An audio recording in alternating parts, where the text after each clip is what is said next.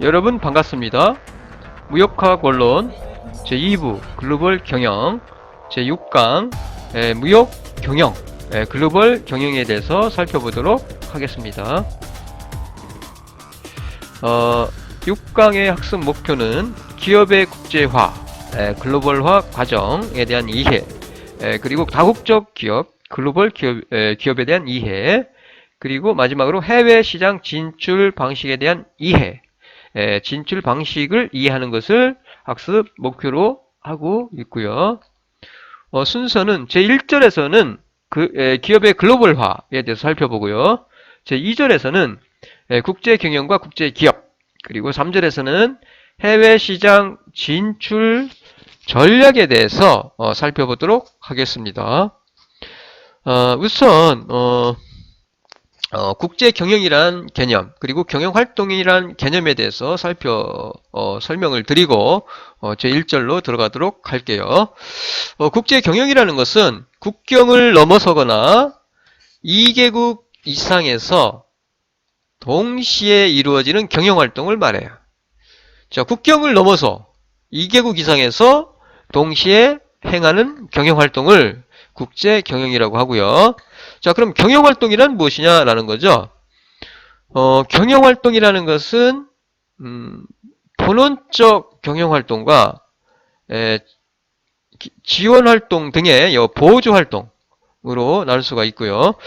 원료를 수송하거나 생산하거나 제품을 생산하거나 배급, 판매, 애프터 서비스 등등의 본원적 활동, 그리고 연구개발, 원료 구매, 인적 자원 관리, 기타 지원 활동 등등의 그 보조 활동을 우리는 경영 활동이라고 그래요. 기업은 이러한 그 경영 활동을 통해서 모든 기업들은 이런 경영 활동을 통해서 부가가치를 창출하죠. 무엇을 위해서? 기업의 목표를 달성하기 위해서. 즉, 기업이 추구하는 목표, 기업은 이익 추구로 경영 활동을 일반적으로 하죠. 기업의 목표 달성을 위해서 이러한 그 경영 활동을 하게 된다는 얘기죠. 자, 1절 기업의 글로벌화. 국제화와 글로벌화는 구분이 돼요. 자, 먼저 기업의 국제화. 인터내셔널라이제이션, 국제화. 기업의 국제화라는 것은 일국 또는 특정 국가에 본부를 둔 기업이에요. 어느 일국 혹은 특정 국가에 소속되어 있어요. 자, 일국 또는 특정 국가에 본부를 둔 기업이 어떻게? 대상 시장 또는 영업활동의 범위를 대외적으로 확대시켜 나가는 과정이에요. 대외적으로. 일국에서 대외적으로 이러한 그 영업활동의 범위를 대외적으로 확대시켜 나가는 과정을 기업의 국제화라고 해요. 이때 중요시 되는 것은 이익기의 파악과 이익 잠재력의 증대와 관련한 기업 활동의 대외 지향성이라고 할 수 있고요. 자, 그러면 기업의 글로벌화란, 글로벌리제이션, 글로벌화란, 기업의 국제화가 더욱 진행되어서 기업의 국적이 특정 국가에 속한다는 인식이 없어요. 이와 같이 기업의 국제화는 달라요. 그런 인식이 없고요. 각국 시장을 분리된 개별 시장으로 보지 않습니다. 하나하나 이렇게 분리된 시장으로 보지 않아요. 분리된 시장으로 보지 않고 이렇게 분리된 게 아니에요. 분리된 시장으로 보지 않고 하나하나 이렇게 분리된 시장으로 각국을 분리된 시장으로 보는 것이 아니라 전 세계의 시장을 하나의 통합된 단일 시장으로 보고 기업 활동을 최적 입지에서 수행하는 행위를 기업의 글로벌화라고 합니다. 1. 기업 글로벌화의 개념. 기업 활동이 세계의 여러 나라로 확대되어 가는 과정. 세계의 여러 나라로 확대되어 가는 과정을 우리는 기업의 글로벌화라고 하는데, 기업의 부가가치 창출 활동이 기업의 부가가치 창출이 점차적으로 세계화 되는 그런 과정을 기업의 글로벌화라고 하고요. 기업은 글로벌화를 통해서 시장을 다변화하고요. 제품을 다양화하고 기업 활동을 다각화해가는 방향으로 경영 활동을 확장해 가면서 기업이 글로벌화하게 됩니다. 예를 들어서 삼성 처음에는 라디오를 만들었어요. 아주 작은. 그 이후에 뭐 세탁기도 만들고 에어컨도 만들고 TV도 만들고 핸드폰 등등을 만드는 제품을 다양화해 가면서 그리고 시장을 세계화, 즉 부가가치 창출을 세계화하게 되죠. 소니도 마찬가지예요. 처음에는 소형 라디오였어요. 그 다음에 TV, 뭐 비디오, 디지털 카메라 등등에서 기업 활동을 다각화해 갑니다. 이와 같이. 기업은 글로벌화를 통해서 기업이 보유하고 있는 내부 자원과 능력을 해외로 이전시킴으로써 현지 시장에 대한 그 진출 기회를 확대하고요. 국내에서 뿐만 아니라 해외에서도 기업의 성장 및 발전의 기반을 마련을 할 수 있게 됩니다. 그러면 이어서 이 기업의 글로벌화 동기예요. 기업의 글로벌화 동기. 첫 번째가 방어적 동기. 방어하기 위해서 그런 동기로 글로벌화하는 경우 우선 관세, 비관세 장벽으로부터 기업을 보호하기 위해서 혹은 해외의 현지 생산을 강요받는 경우 자, 우리나라 기업이 중국에 진출을 해요. 그런데 현지 생산을 강요받을 수 있겠죠. 그런 경우 아예 그냥 글로벌화 해버리는 거죠. 혹은 대리인 등과의 어떤 그 관계에 의해서 글로벌화 하는 경우가 있어요. 이제 방어적 동기죠. 이거는 능동적인 공격적인 동기가 아니라 방어적 동기죠. 그리고 두 번째는 공격적 동기예요. 기업 글로벌화의 공격적 동기.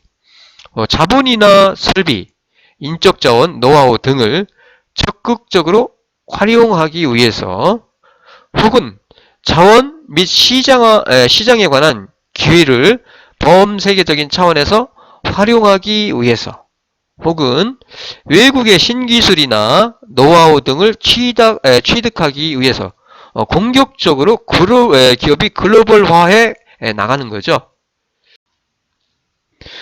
이어서 3. 기업의 글로벌화 과정. 경제나 기업 경영에서 국경 없는 보더리스 혹은 국경을 초월한 트랜스내셔널 국경 없는 혹은 국경을 초월한 글로벌 세계가 실현되고 있어요. 기업이 성장해 가는 과정, 글로벌화해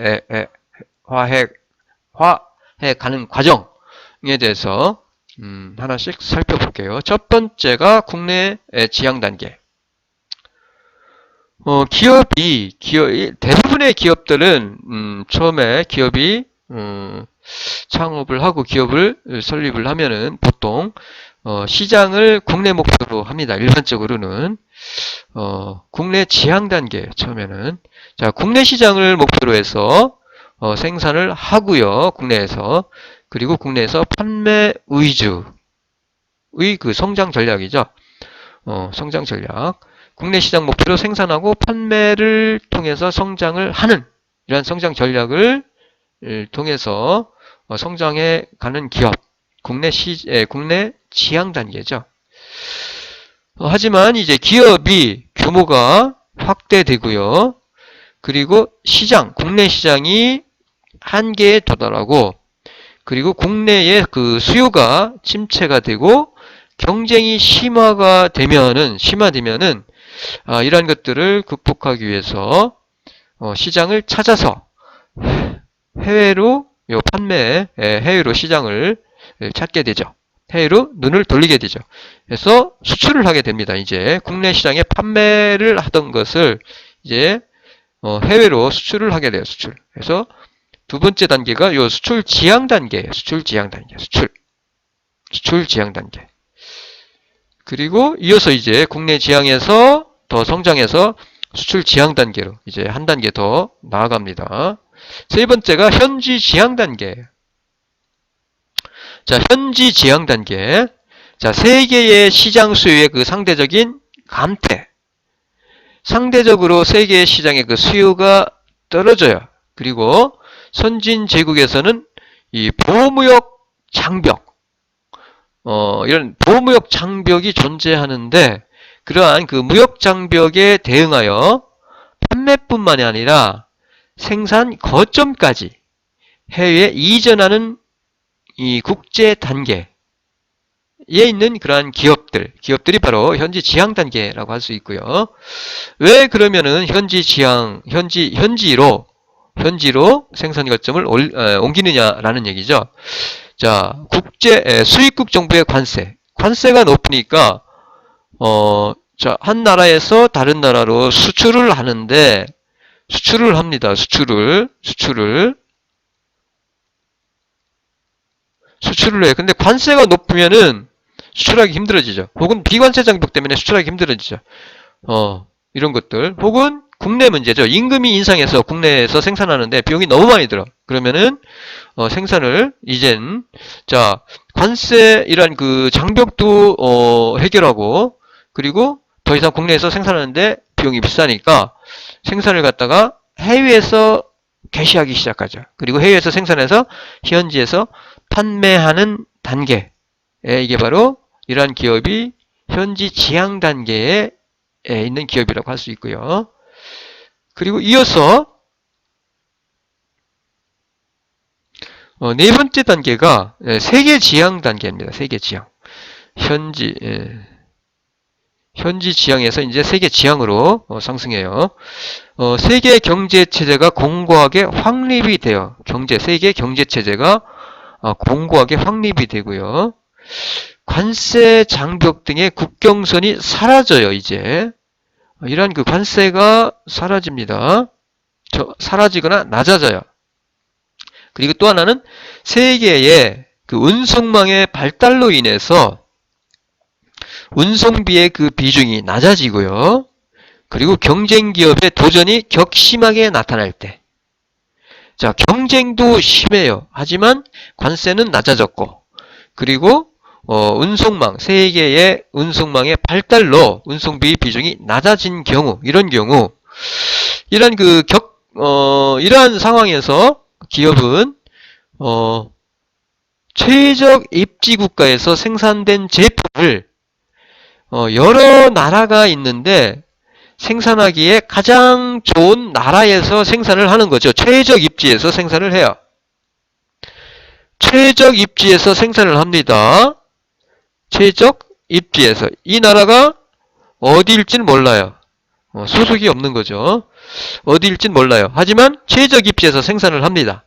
그리고 이렇게 생산된 제품을 그 나라가 아니라 세계 시장이죠. 세계 시장에서 판매하는, 즉 흡수하는 다변화된 생산과 판매 체계를 갖추는 다국적 단계의 기업. 이 단계가 바로 세계 지향 단계예요. 기업들은 일반적으로 현지에서 생산을 일반적으로 하죠. 그러다가 해외에서 경험을 합니다. 학습 경험을 통해서 해외 직접 투자 대상국이라든가 혹은 투자 규모를 확대해 나갑니다. 자, 투자 대상국도 확대해 가고요. 1국이 아니라 여러 나라로 투자 대상국이나 투자 규모도 확대를 해 가면서 이제 본격적으로 해외에서 생산을 하고 해외에서 판매하는 단계가 바로 세계 지향 단계라고 할 수 있겠습니다. 자, 지금 말씀드린 것을 간단하게 그림으로 표시한 것이 바로 요 그림이에요. 자, 1단계, 2단계, 3단계, 4단계로 나눌 수 있죠. 아까 말씀드렸듯이 첫 단계는 그냥 국내 기업이에요. 국내 기업. 국내에서 생산해서 국내에서 판매하는 국내 시장을 목표로. 자, 그런데 이제 국내 시장이 한계에 도달하게 되면은 여러 가지 이유죠. 뭐 경쟁의 심화라든가 비용의 상승이라든가로 인해서 국내 시장에서 생산하기 어려워지죠. 그리고 뭐 관세라든가 이런 것들 또 있겠죠. 그러면 그런 것을 피해서 국내 시장의 한계를 극복하기 위해서 이제 수출을 하게 되죠. 수출. 예, 수출을 하게 되죠. 수출 기업으로 기업이 성장하게 돼요. 해외 지향 기업으로 국내에서 생산해서 이제 어디로? 해외에 판매하는 단계. 국내 생산, 국내 판매가 아니라 이제 국내에서 생산해서 국내도 판매하고 해외도 판매하는 수출 기업으로 자, 국내 시장의 한계 극복이에요. 국내의 시장의 비용 상승이라든가 국내의 수요 감소라든가 혹은 국내에서의 경쟁 격화로 인해서 더 이상 국내에서 생산에서는 비용 면에서 타산이 안 맞는 경우, 이런 경우 수출로 눈을 돌리게 되죠. 이게 바로 수출 기업이고요. 자, 여기에서 또 한 단계 나가요. 여러 가지 이유입니다. 이제 수출을 하게 되면은 자, 수출을 하게 돼요. 내가 여기서 수출을 합니다. 그런데 이제 수입 규제라던가 수입 규제, 뭐 수입 규제는 여러 가지 있을 수 있어요. 여러 가지 방법이 있어요. 뭐 관세를 부과하거나 높은 관세죠. 높은 관세. 혹은 뭐 비관세 장벽도 있어요. 여러 가지 인증제도라던가 뭐 이런 것들을 뭐 복잡하게 하는 거죠. 중국이 우리나라가 중국의 화장품을 많이 수출을 해왔는데 사드 사태가 터지기 이전에는 사실은 엄청나게 수출도 하고 했어요. 중국이 이 좀 규제를 하기 위해서 그 인증을 아주 까다롭게 하고 있습니다. 1년 이상 걸려요. 새로운 화장품을 갖다 중국에 수출하기 위해서는 그런 수입 규제라든가 관세로 인한 비용 상승이라든가 관세로 인해서 수출하기 힘들어지죠. 수출하는 가격이 관세를 부과하게 되면은 가격이 상승하게 되니까 경쟁력을 상실을 하게 되니까 이런 그 관세 장벽, 비관세 장벽 혹은 뭐 여러 가지 인증제도 등등의 이런 수입 규제를 갖다가 해소하기 위해서 수출해서 아예 그냥 현지에 진출해서 생산을 하게 되죠. 그리고 현지에서 판매를 하는 거죠. 그래서 이 경우가 이 3단계가 현지 지향 기업으로 다국적 기업이죠. 이제 현지에서 생산해요. 그리고 여기서 한 단계 더 나아가는 것이 바로 세계 지향 기업입니다. 이제는 어떤 한 나라가 아니라 한두 개의 나라가 아니라 세계의 여러 나라 중에서 가장 최적 입지를 선택해서 생산을 통해서 세계 시장을 상대로 경영활동을 하는 단계가 뭐래요? 세계 지향기업이죠. 여하튼 세계 지향기업으로 글로벌화 하는 그 이유는, 세계적인 경쟁 격화예요. 경쟁 격화. 그리고 운송수단의 발달로 더 이상, 그 경영 비용에서 차지하는 그 운송비의 그 비중이 낮아지고, 그리고 관세가 낮아지고, 비관세 장벽이 낮아지고 이러한 상황에서 경쟁이 심화됩니다. 이러한 경쟁에서 살아남기 위해서 경쟁에서 살아남아서 성장하기 위해서 글로벌화해 가는 거예요. 삼성을 보시면 알 거예요. 여러분 삼성 같은 경우 보세요. 완전 세계적인 기업이죠. 그냥 단순히 현지 지향 기업이 아니라 최적의 입지에서 지금 생산을 해요. 예를 들어서 뭐 베트남이라던가 여러 가지 등등에서 최적 입지에서 생산을 해서 세계 시장을 상대로 생산을 하고 판매를 하죠. 이 단계가 바로 세계 지향 기업, 세계 기업이라고 할 수 있고요.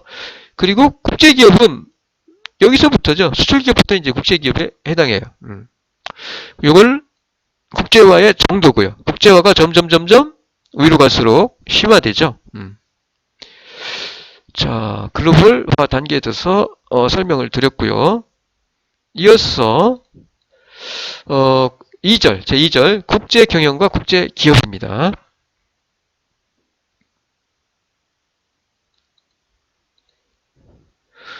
제2절 국제 경영과 국제 기업. 일반적으로 국내에서만 경영 활동을 하는 순수한 국내 기업은 존재하지 않습니다. 존재하지 않아요. 외국 기업과 직접적으로 거래 관계가 없는 기업이라고 하더라도 국내 시장에서 외국 기업과 경쟁을 해야 하거나 경쟁할 수도 있죠. 외국 기업과. 적어도 국제적인 경제 환경의 변화에 의해서 수익성이 크게 영향을 받아요. 따라서 순수하게 국내에서만 경영활동을 하는 기업은 없어요. 존재하지 않습니다. 기업들은 일반적으로 국제적인 차원의 그 사업활동 경험이 축적됨에 따라서 앞에서 설명을 드렸듯이 국내 기업에서 수출 기업으로 국내 지향, 수출 지향, 그 다음에 현지 지향, 그 다음에 세계 지향이죠. 그래서 글로벌 기업으로 성장해 나가죠. 수출 기업, 다국적 기업, 글로벌 기업으로 이와 같이 기업은 일반적으로 성장을 해 가요. 자, 우선 그러면 수출 기업 첫 번째 수출 기업은 익스포팅 컴퍼니 수출을 하는 기업이죠. 익스포팅 컴퍼니 수출 기업은 일반적으로 제품을 본국에서 생산을 하죠. 자, 본국에서 생산을 합니다. 본국에서 생산을 해서 해외 시장에 판매하는 거죠. 해외 판매하는 가장 초보적 단계의 국제 경영 활동을 수행하는 기업이 바로 수출 기업이에요. 뭐 간단하죠. 자, 다국적 기업은 뭐 영어로는 이렇게 표시를 합니다. 멀티내셔널 엔터프라이즈 혹은 트랜스내셔널 엔터프라이즈 이렇게 해서 이렇게 줄여서 표시를 하는데 뭐 다국적 기업이라고도 하고 초국 국가를 넘어서서 경영 활동을 하는 기업이니까 초국적이라고도 해요. 2개국 이상에서 국제 경영 활동을 수행하는 기업이 바로 다국적 기업이고요. 본사가 전 세계에 산재한 현지 기업들을 직접 관리를 합니다. 본사가 세계에 이렇게 산재해 있는 기업들을 갖다가 직접 통과를 해요.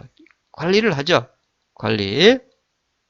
직접 관리하면서 전체 이게 본사입니다. 본사.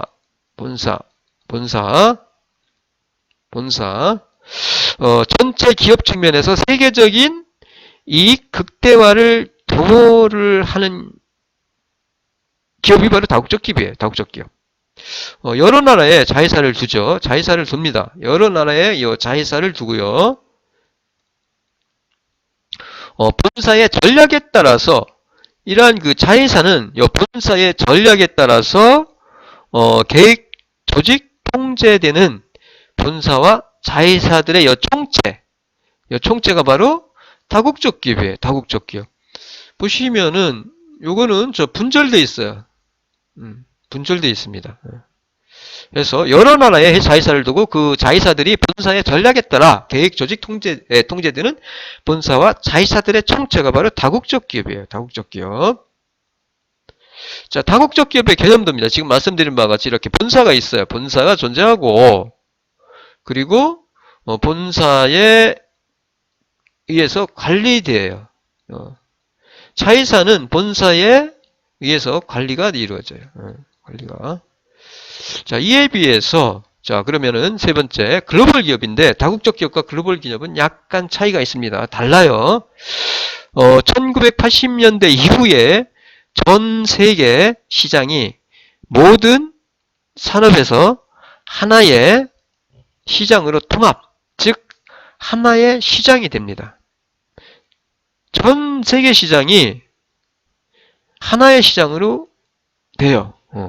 경제가 글로벌화하면서 경제의 장벽이 낮아지면서 자, 현지화를 추구하던 기업이나 자, 현지에서 생산해서 현지에서 판매하는 그런 현지화를 추구하던 기업이나 혹은 국제화를 수행하던 기업이나 모두 이 글로벌 기업, 글로벌 컴퍼니를 향해서 그들의 전략 방향을 수정하게 됩니다.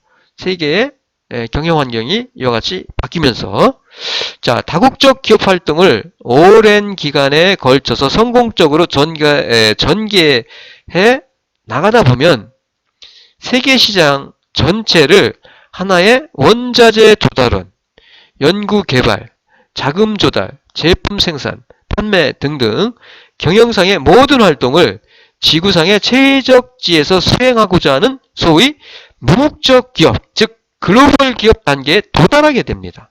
도달하게 돼요. 자, 글로벌 기업은 해외 거점이 각각 확고한 기반을 갖고 있고요. 해외 거점이 각각 확고한 기반을 갖고 있어요. 본사의 단순한 컨트롤을 당하는 것이 아니에요.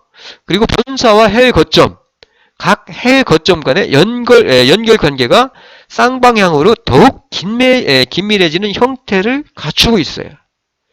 결국 기업 활동 전체에서 규모의 경제를 획득하고자 하게 되고요. 현지화된 거점별 사업의 공유 및 통합을 통해서 세계 산업 성과의 극대화를 추구하게 되는 단계가 바로 이 글로벌 기업이에요. 글로벌 기업. 자, 그림으로 보시면은 아까 우리가 이 다국적 기업과는 달라요. 다국적 기업에서는 우리가 자, 각 다국적 기업 같은 경우는 국내 본사에서 컨트롤을 합니다. 그리고 본사의 전략에 따라서 요 현지 자기업이 계획하고 뭐요? 조직 통제됩니다.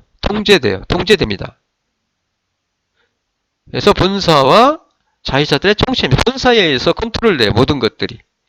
이게. 하지만 글로벌 기업은 좀 다릅니다. 자, 글로벌 기업은 그 해외 거점이 어떤 확고한 기반을 가지고 있어요. 하나의 기업으로서. 그리고 본사와 해외 거점, 그리고 각 해외 거점 간의 연결 관계가 쌍방향으로 긴밀하게 이어져 있습니다.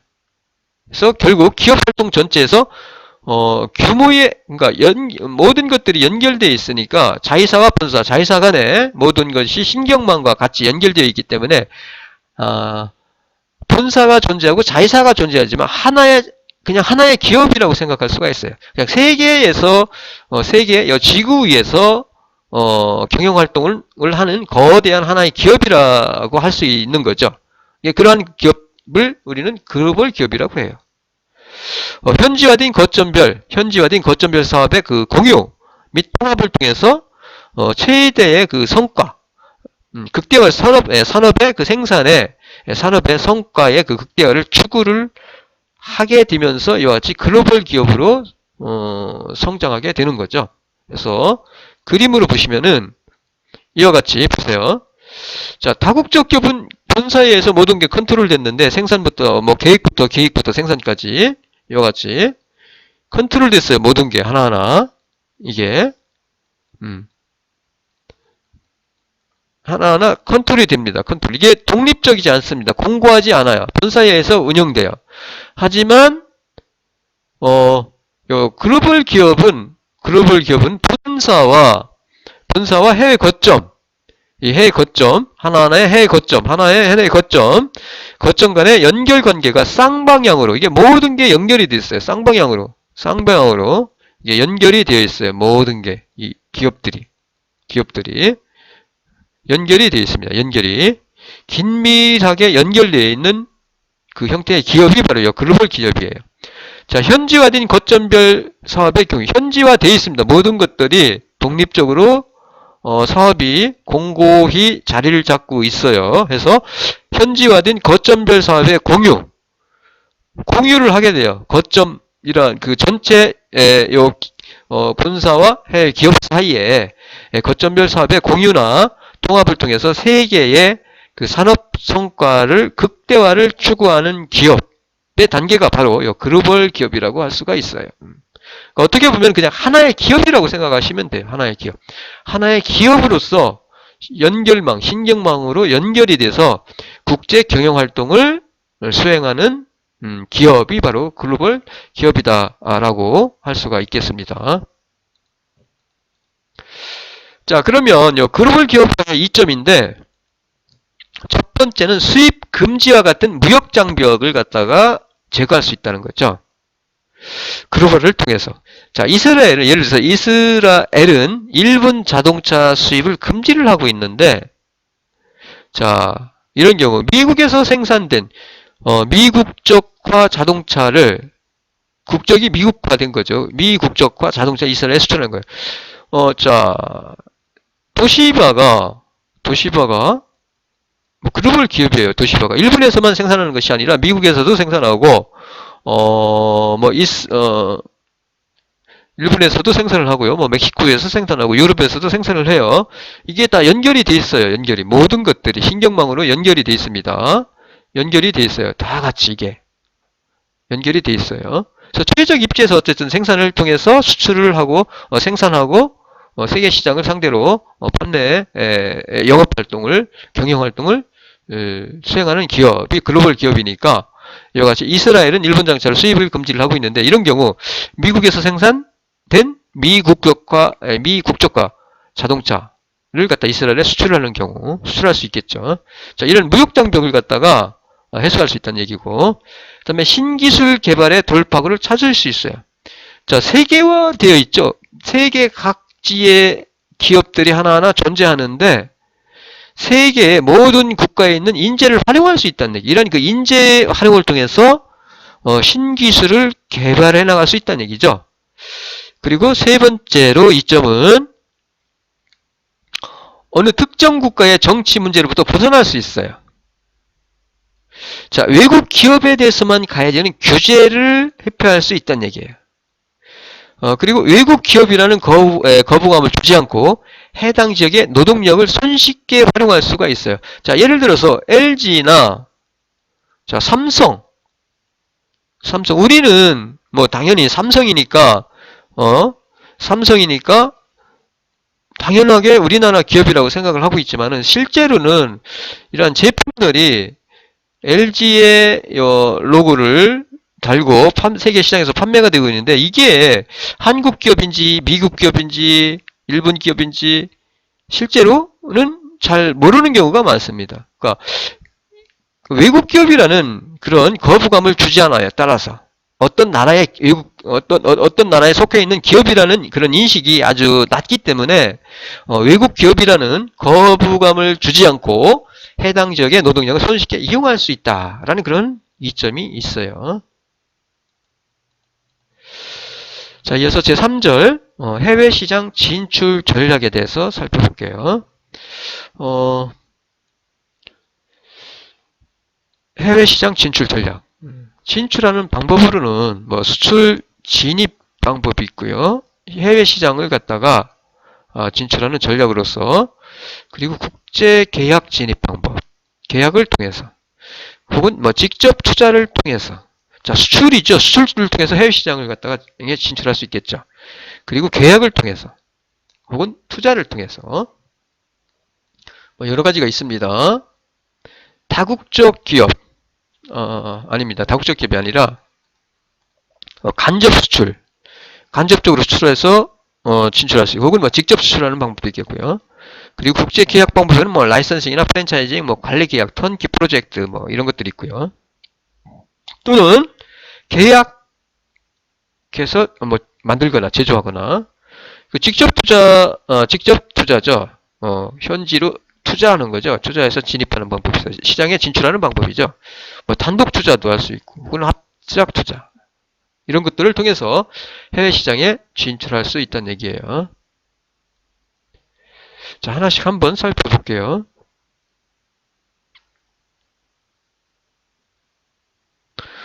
그리고 여기서 보시면은 요 밑에 설명 깜빡했는데 요 화살표로 이렇게 돼 있죠.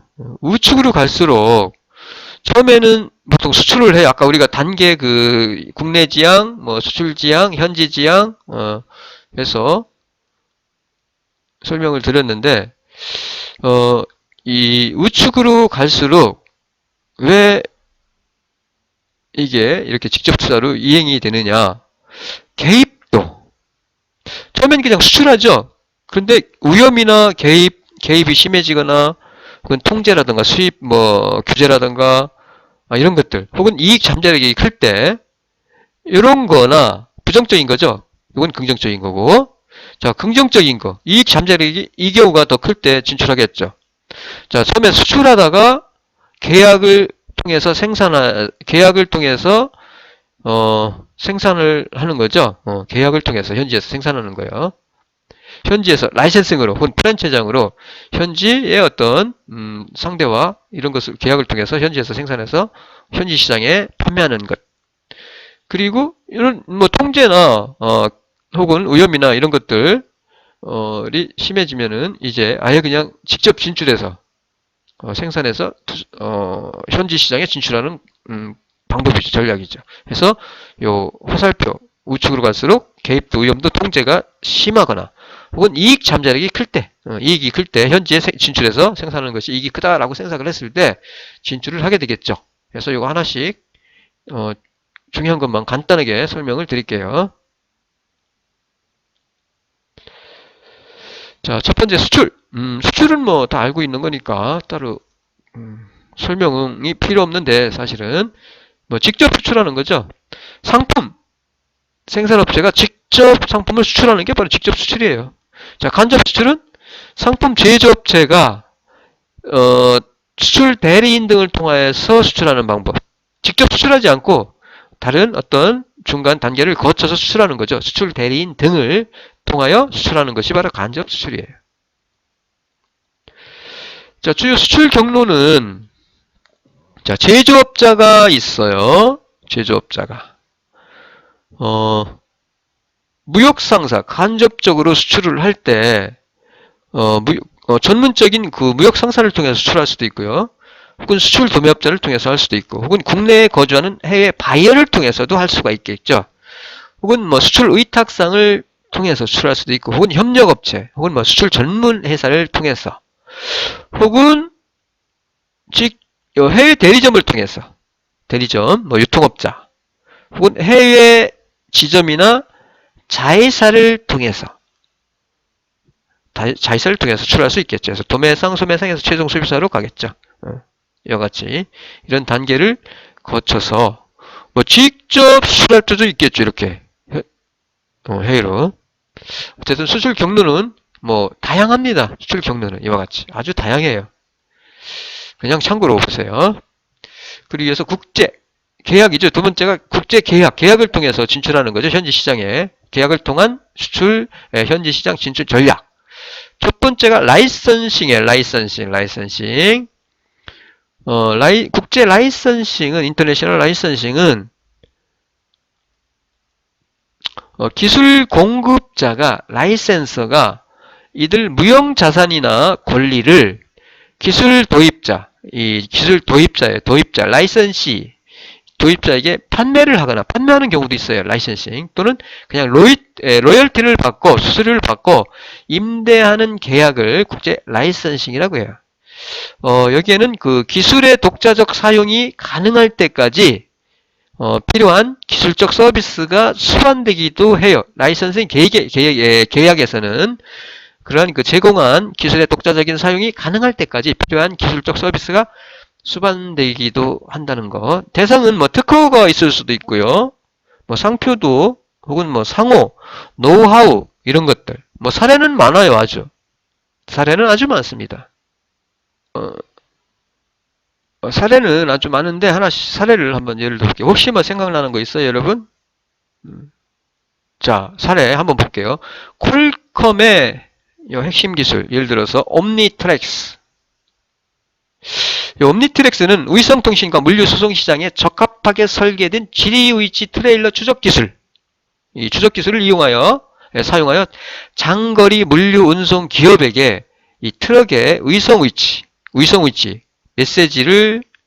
메시지 서비스를 제공하는 기술이에요. 이게 퀄컴의 옴니트렉스가. 이 옴니트렉스는 4개 대륙 운송기업 56만 7천 차량이 채택하여 사용을 했는데 2005년에 이 정도니까 지금은 뭐 엄청 많이 사용을 하고 있겠죠. 이런 것들.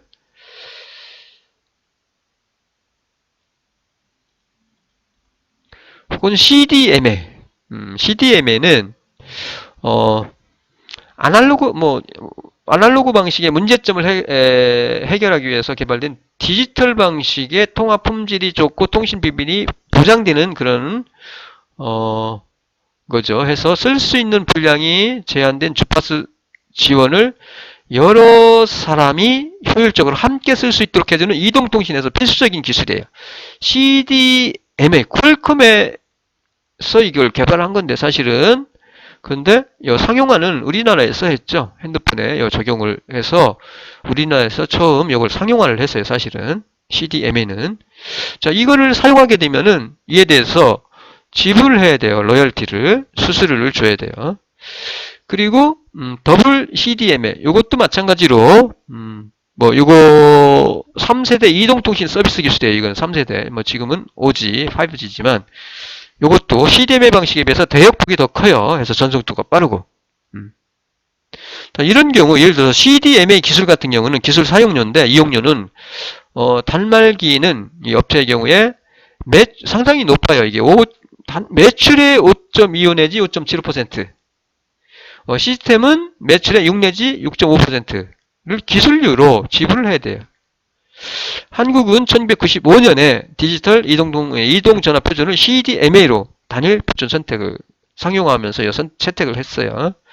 퀄컴은 연간 8억 달러 이상의 여기로부터 얻고 있어요. CDMA로부터. 연간 특허료죠. 특허료 이거는.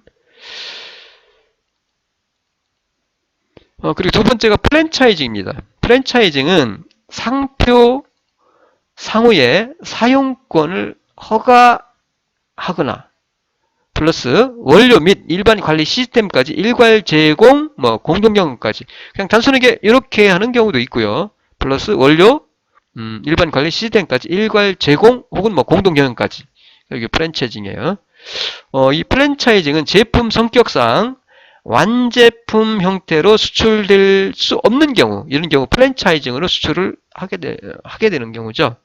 자, 사례로는, 프랜차이징 사례로는 많아요. 코카콜라. 코카콜라 이 프랜차이징은 우리나라 같은 경우는 어디에서? 두산에서 들여와서 시작했죠. 그 다음에 펩시콜라도 마찬가지고. 그 다음에 맥도날드, 켄터키 치킨, 스타벅스. 자, 이걸 갖다 쓰면서 이런, 원료나 이런 것들도 제공을 받았겠죠. 코카콜라 같은 경우. 해서, 국내에서, 지금 우리나라 안에서, 두산에서 생산해서 코카콜라라는 상표로, 판매를 하고 있죠. 맥도날드 같은 경우도 사실은 많이 있죠. 우리나라에 들어와 있죠. 켄터키 치킨도 들어와 있고. 스타벅스야 말할 필요도 없겠네요. 이런 게 프랜차이징이죠. 프랜차이징.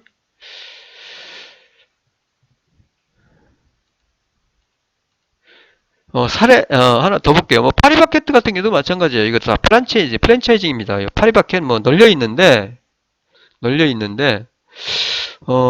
국내에도 참 많아요. 이 파리바게뜨는 지금 해외로 진출해 있는데 프랜차이징으로 진출해 있어요. 중국에도 나가 있고, 그다음에 동남아에서 그리고 미국까지도 해외 영토를 확장을 하고 있습니다. 2010년보다 5배, 2017년도에 늘어난다고 해요. 그래서 대부분 외식 브랜드가 프랜차이징으로 해외 진출을 많이 하고 있고요. 그다음 맥도날드 당연히 맥도날드 프랜차이징에 의해서 한국에 들어와 있죠.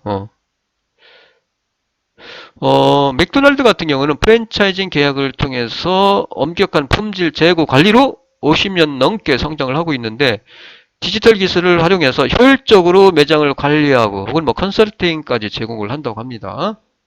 그래서 이러한 사례를 들 수가 있고요. 프랜차이징, 파리바게뜨, 맥도날드, 코카콜라 이런 것들 많네요. 그리고 이거 아시죠? 베트남에 진출해 있다고 그래요. 베트남에. 못된 고양이. 베트남 매장 실제 사진입니다. 이거. 성황리에 이렇게 진출을 해서 영업을 활동을 하고 있어요. 플러스 포인트, 그래서 액세서리 이런 것들. 베트남에 109점을 오픈을 목표로 하고 있답니다. 그래서 베트남 매장 이런 것들도 마찬가지로 프랜차이징을 통해서 진출해 있고요. 해외 진출 업체의 그 매장 수를 보시면 우리나라에 엄청 많아요. 보면은 지금 점점 해서 이렇게 매장 수고 업체 수고 지금 프랜차이징을 통해서 이렇게 진출을 했다는 얘기입니다. 그 다음에 세 번째가 계약 생산이에요. 계약 생산을 통한 진출. 한 기업이 외국의 다른 기업에게 생산 및 제조 기술을 제공을 해요. 그러면서 특정 제품의 생산을 주문을 하고 주문된 상품을 공급받아서 현지 시장에 판매를 하거나 혹은 제3국 시장에 다시 판매하는 방식. 이게 바로 계약 생산이에요. 계약 생산. 주문자 상표 부착 방식이 OEM이고요. OEM.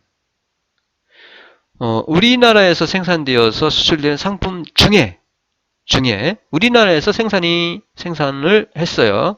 그래서 수출이 되고 있는 상품 중에서 외국 수입업자의 상표가 붙어서 세계 시장에 판매되는 경우 많아요. 예를 들어서 나이키, 뭐 갭, 리바이스 이런 것들, 콜롬비아 이런 것들. 자, 생산은 우리나라에서 됐어요. 하지만 상표는 그 주문자의 상표가 붙어요. 뭐 나이키가 붙거나 나이키, 태광에서 이 나이키 만듭니다. 해서 나이키, 그 다음에 갭 이런 것들, 리바이스 이런 것들 예전에 참 많이 했습니다. 1980년대에 특히 OEM식의 생산을 많이 했어요. 한국에서 OEM 생산, OEM식의 우리나라에서 생산이 돼서 세계 시장으로 팔려 나가는 거죠. 수출이 되는 거예요. 하지만 상표는 우리나라 기업의 상표가 아니라 다른 나라 기업의 상표가 붙어서 나가는 거죠. 그래서 주문자 상표 부착 방식이죠. 계약 생산이죠. 계약 생산. OEM 방식. 뭐 리바이스, 아까 말씀드렸듯이 갭, 나이키 이런 것들 대표적인 것들 들 수 있고요. 그 다음에 네 번째가 턴키 프로젝트 방식. 특정 프로젝트 시행 시에 모든 설비가 완공되어 운영할 수 있는 상태로 하여 소유주에게 인도하기로 하는 일괄수주 계약 형태가 바로 이 턴키 프로젝트예요. 어떤 그 프로젝트를 시행을 해요. 그때 모든 설비가 완공이 되어 운영할 수 있는 상태로 하여 소유주에게 인도하기로 하는 일괄수주 계약 형태. 뭐 공장 생각하시면 돼요. 공장, 플랜트 수출이에요. 하나의 공장을 쥐어주죠. 시설, 설비를 전부 다 만들어서 운영할 수 있는 상태로 소유주에게 인도하기로 하는 일괄수주 계약 형태가 바로 턴키 프로젝트예요. 플랜트 수출할 때 이 턴키 프로젝트 방식을 많이 사용을 합니다. 자, 특정 기업이 외국으로부터 공장 등을 발주받아서 이를 설계 건설하여 넘겨주는 거예요. 자, 특정 기업, 우리나라에 뭐 두산이라든가 대림산업이라든가 예를 들어서 대림산업이 뭐 아랍이나 이집트 등등의 석유 관련 화학 공장을 짓습니다. 공장을 건설하여 운영할 수 있는 상태로 그 소유주에게, 그 현지의 소유주에게 넘겨주는 거죠. 자, 사례로는 뭐 고속도로 건설이라든가 철도, 고속도로 건설에서 자, 인도네시아에서 혹은 뭐 베트남에서 도로를 만들어서 미얀마에서 건설해서 넘겨주는 거죠. 철도, 뭐 석유 시추 시설 등등의 그 건설을 시공한 후에 가동 직전 단계에서 현지의 그 소유주에게 넘겨주는 거예요. 턴키 프로젝트 방식의 수출이죠. 플랜트 수출이에요. 뭐 고속도로 수출, 철도 수출이죠. 이게 바로 턴키 프로젝트 방식이에요. 자, 사례로 실제로 이 국내 기업의 그 자료를 가져온 건데 보시면은 현대 엔지니어링이 알제리에서 비스크라 복합 화력발전소죠. 화력발전소를 건설해서 이제 넘겨주는 거죠. 삼성 엔진 많아요. 국내 플랜트 업체들의 그 해외 수주를 보면은 턴키 프로젝트를 보통 합니다. 이런 것들. 삼성 엔지니어링, 뭐 LG리, 정유 플랜트죠. 정유 공장, 한국전력공사, 리빅 중유 화력발전, 사우디, 그다음에 현대건설, GS건설, 현대중공업이 UAE에서 복합 가스 플랜트, 가스 공장이고요. 현대중공업 많아요. 현대중공업, 대림산업, 정유 플랜트, 한화건설, 사우디, 대림산업, 사우스파, 액상 처리시설, 뭐 이란 이런 식으로 해서 이와 같이 턴키 프로젝트 방식을 통한 수출, 현지 시장 진출이죠. 그 다음에 세 번째가 해외 직접 투자입니다. 해외 직접 투자. 투자기업이 외국 기업에 대한 경영 지배 또는 경영 참여를 목적으로 기술, 특허, 상표권, 경영 또는 마케팅 노하우 등등 기업의 제반 자원을 패키지 형태로 해외에 이전하는 방식. 투자하는 기업이에요. 외국 기업에 대한 경영을 지배를 하거나 지배하기 위해서 또는 경영에 참여하는 것을 목적으로 기술이나 특허나 상표권이나 경영이나 또는 마케팅 노하우 등등의 그 기업의 제반 자원을 패키지 형태로 해외에 이전시키는 방식이 바로 해외 직접 투자예요. 해외에 자회사 설립해서 공장을 건설하는 것 등등 사례로 들 수 있겠고요. 뭐 많습니다. 해외 직접 투자는 많이 하고 있고요. 그리고 해외 간접 투자는 증권 투자하는 경우를 간접 투자라고 해요.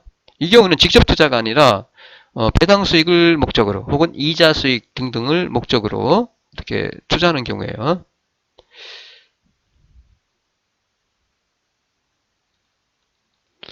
자, 직접 투자의 유형인데 직접 투자하는 그 유형에 여러 가지 종류의 직접 투자가 존재합니다. 있어요.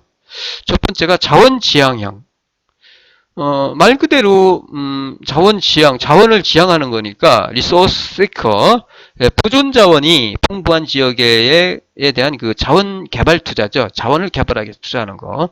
그리고 얻어진 자원을 본사로 반입을 하거나 혹은 타 기업체 또는 삼국에 수출을 하는 경우죠. 그래서 사례, 인도네시아의 원목 혹은 원유 개발, 뭐 들여오기도 하고 삼국에 팔기도 하고요. 알래스카의 유연탄 개발, 이거 개발해서 국내로 들여오고요. 이거는 뭐 포스코에서 유연탄을 개발해서 들여오는 거, 이런 것들. 그 다음에 시장 지향형이 있어요. 두 번째는 시장 마켓 시커죠. 마켓 시장 지향.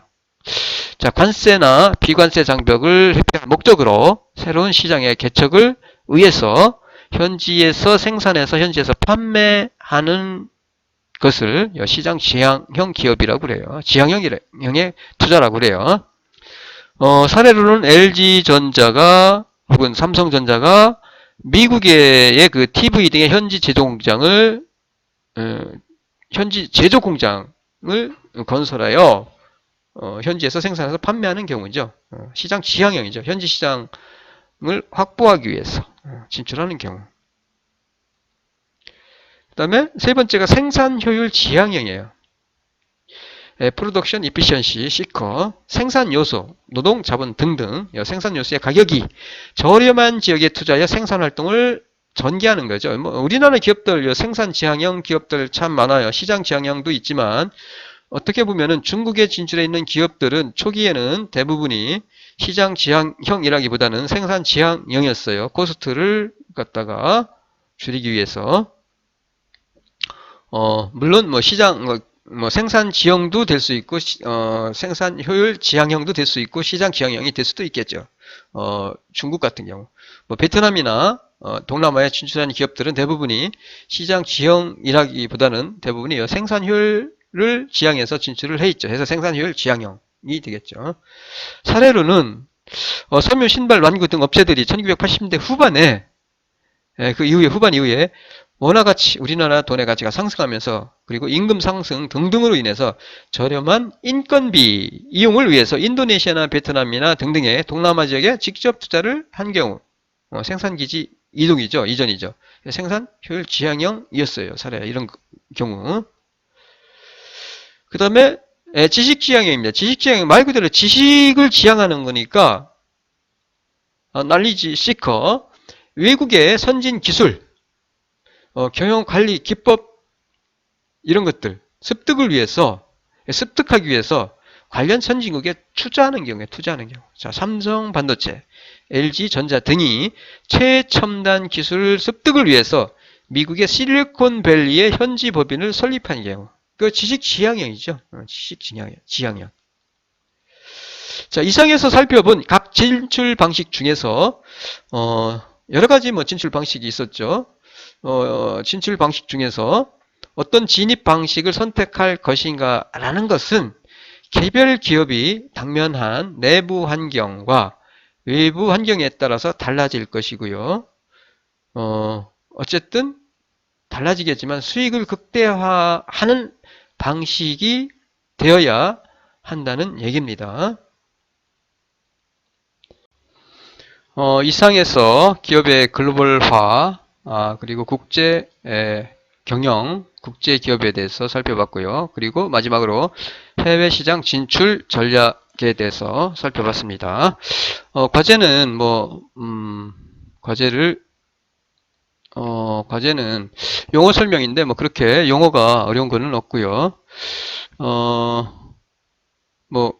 국제 라이센싱이나 프랜차이징 요 정도 용어는 그냥 간단하게 정리하시면 될 것 같고요. 같이 팀플을 통해서 팀학습을 통해서 하시면 되고, 그리고 이 설명하는 과제는 많이 할 필요 없을 것 같고요. 두 개만 하면 될 것 같아요. 이 글로벌화 동기와 그다음에 해익 집적 투자의 유형에 대해서만 간단하게 정리하시면 될 것 같습니다. 정리하셔서 팀학습을 통해서 정리하셔서 제출해 주시기 바랍니다. 오늘은 여기서 마칠게요. 수고했습니다.